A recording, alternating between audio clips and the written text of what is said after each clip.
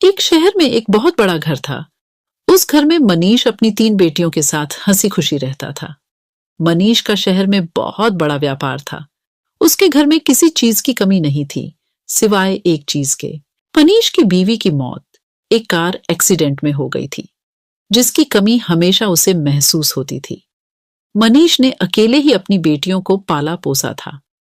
उसकी तीनों बेटियां बहुत ही सुंदर थीं, पर उसकी सबसे छोटी बेटी छाया सबसे सुंदर थी। मनीष अपनी दोनों बड़ी बेटियों से बहुत प्यार करता था, पर सबसे छोटी बेटी छाया को वो बिल्कुल पसंद नहीं करता था। उसका कारण ये था कि छाया जब पैदा हुई थी, तभी उसकी मां की मौत एक कार एक्सीडेंट में हो गई थी। मनीष अपनी बीवी की मौत का कसूरवार अपनी सबसे छोटी बेटी छाया को समझता था, इसलिए वो उसे बिल्कुल प्यार नहीं करता था।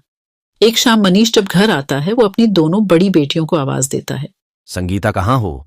तुम दोनों जल्दी आओ, देखो मैं तुम्हारे लिए क्या लाया हूं। पापा, हम आपका ही इंतजार कर रहे थे। जल्दी से दिखाइए आप हमारे लिए क्या लाए हो। ये देखो संगीता, मैं तुम्हारे लिए कितने सुंदर जूते लाया हूं। मेरे लिए क्या लाए हो? पापा, मुझे भी दिखाओ। छाया पास खड़ी सब देख रही थी। उसे लगा कि उसके पापा उसे भी आवाज देकर बुलाएंगे और उससे भी कुछ देंगे। वो इंतजार करती रही, पर उसके पापा ने उसकी तरफ देखा भी नहीं। वह फिर डरते डरते अपने पापा के पास गई और धीरे से बोली, आप मेरे लिए क्या लाए हो? तुझे इस घर में खाने पीने को ढंग से मिल रहा है ना, तो उसी में खुश रह। समझी, ज्यादा उम्मीद मत लगा और जाकर अपना काम कर। छाया रोते रोते अपने कमरे में भाग जाती है। वो बहुत रोती है और अपनी माँ को बहुत याद करती है। छाया अपने पापा के दिल में भरी गुस्से को प्यार में बदलने की बहुत कोशिश करती थी। वो उनके लिए अच्छा अच्छा खाना बनाती थी। मनीष को छाया पर ना तो कभी प्यार आता और ना ही तरस। एक दिन मनीष अपनी बेटियों के साथ बैठकर नाश्ता कर रहा होता है। मैं कुछ दिनों के लिए बाहर काम से जा रहा हूं, तुम अपना ध्यान रखना और अच्छे से घर में रहना। आप कहाँ जा रहे हो पापा?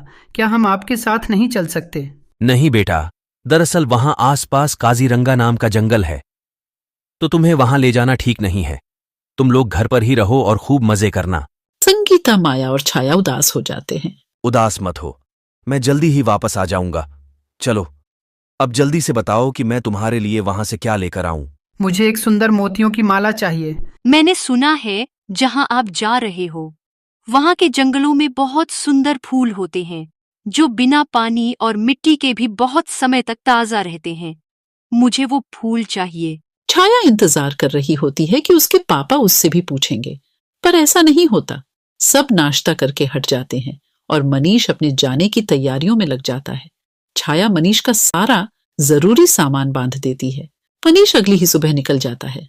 एक दिन के लंबे सफर के बाद मनीष होटल में पहुंच जाता है, जहां उसने अपने लिए एक कमरा बुक किया हुआ होता है। मनीष कुछ दिन वहीं रहता है और अपने सारे काम खत्म कर लेता है।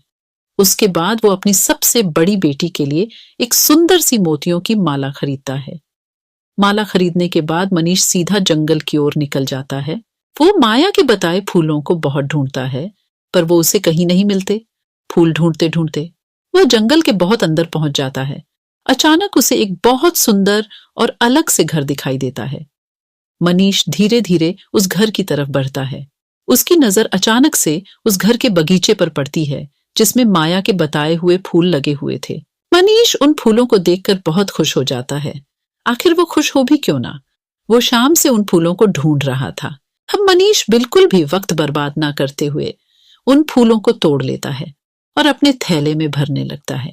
फूल तोड़ते ही मनीष को बहुत अजीब सा महसूस होता है। आसपास बहुत तेज हवा चलने लगती है और अजीब सी आवाज भी सुनाई देने लगती है। मनीष बहुत ही डर जाता है। वो जल्दी से वहां से भागने लगता है, पर वो अचानक किसी से टकरा जाता है। मनीष गर्दन उठाकर ऊपर देखता है तो उसकी आंखें फटी की फटी रह जाती हैं। उसके सामने एक बहुत खतरनाक भूत खड़ा होता है। भूत भूत, मुझे जाने दो, मुझे छोड़ दो। ऐसे कैसे जाने दूं? तेरी हिम्मत कैसे हुई मेरे बगीचे से फूल तोड़ने की? अब मैं तुझे जिंदा नहीं छोड़ूंगा। भूत मनीष की गर्दन पकड़ लेता है और उसे मारने ही वाला होता है कि तभी मनीष रोने लगता है। मुझे छोड़ दो, मेरी 3 बेटियां हैं, वो मेरा घर पर इंतजार कर रही होंगी। उनका इस दुनिया में मेरे सिवा कोई भी नहीं है। उनकी माँ भी बहुत सालों पहले मर गई। तू मुझे पहले ये बता कि तूने मेरे बगीचे से फूल क्यों तोड़े? मेरा बगीचा और उसमें लगे फूल मुझे जान से भी ज्यादा प्यारे हैं। मुझे माफ कर दो, मुझे नहीं पता था, मुझसे बहुत बड़ी गलती हो गई। दरअसल मेरी बेटी ने इन फूलों का जिक्र किया था और उसी ने इन फूलों को लाने के लिए बोला था। कहाँ है तेरी बेटी? क्या नाम है उसका? मैं उसे जिंदा नहीं छोड़ूंगा। अब मुझे अपनी बेटी को लाकर दें, वरना मैं तेरी जान ले लूंगा। मनीष को कुछ समझ में नहीं आ रहा था कि वो क्या करे। उसे तो अपनी दोनों बड़ी बेटियां और अपनी जान बहुत प्यारी थी। उसे कुछ भी समझ में नहीं आ रहा था। अचानक उसे एक तरकीब सोचती है।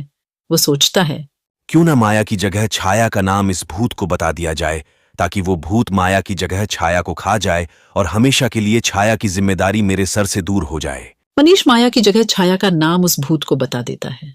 जल्द से जल्द छाया को मेरे पास लेकर आ, वरना मैं तुझे जान से मार दूंगा। मुझे बस कल तक की मोहलत दो, मैं छाया को लेकर यहां आऊंगा। अगर तूने कोई भी चालाकी की तो ये अंगूठी तेरी जान ले लेगी, इसलिए बिना सोचे अपनी छाया को मेरे पास लेकर आ। मनीष जल्दी से अपने घर जाता है। संगीता, माया और छाया यहां आओ। तीनों दौड़ती हुई मनीष के पास आती है। इस बार मनीष संगीता और माया की जगह छाया को गले लगा लेता है।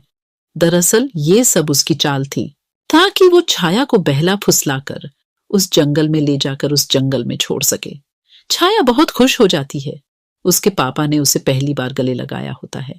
बेटी छाया, तुम्हें मेरे साथ अभी कहीं चलना होगा। कहाँ पापा? वो मैं तुम्हें अभी नहीं बता सकता। छाया बिना कोई सवाल के अपने पापा के साथ चल पड़ती है। छाया पूरे रास्ते सोचती रहती है कि आखिर उसके पापा उसे कहाँ लेकर जा रहे हैं, पर डांट के डर से पूछने की हिम्मत नहीं कर पाती। मनीष छाया को जंगल में लेकर जाता है और छाया भी बिना कोई सवाल किए अपने पापा के साथ चलती रहती है। कुछ देर बाद वो भूत के घर पहुंच जाते हैं। मनीष छाया को उस घर के अंदर ले जाता है। घर के अंदर एक बहुत ही डरावना भूत बैठा होता है। छाया उस भूत को देखकर बुरी तरह चिल्लाने लगती है। बचाओ बचाओ पापा, पापा मुझे ये कहाँ ले आए? मुझे घर जाना है, मुझे बचाओ पापा। अब तुझे यही रहना पड़ेगा, समझी? भूत अपनी अंगूठी मनीष के हाथ से निकाल लेता है। मनीष अपने घर चला जाता है। छाया रोती रह जाती है, पर मनीष एक बार भी उसकी तरफ पलटकर नहीं देखता।